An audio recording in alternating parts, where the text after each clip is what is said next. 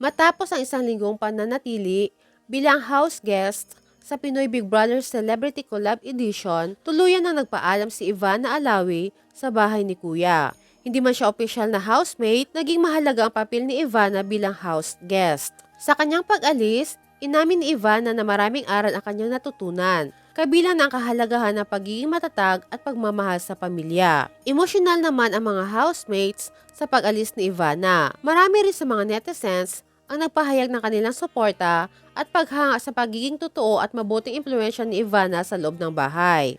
Sa kanyang paglabas, sinalubong siya ng kanyang kapatid na si Mona. Bagamat maikli ang kanyang pananatili, naging inspirasyon si Ivana sa mga housemates at manunood. Marami ang umaasa na masusundan ito na mas marami pang proyekto mula sa actress at vlogger.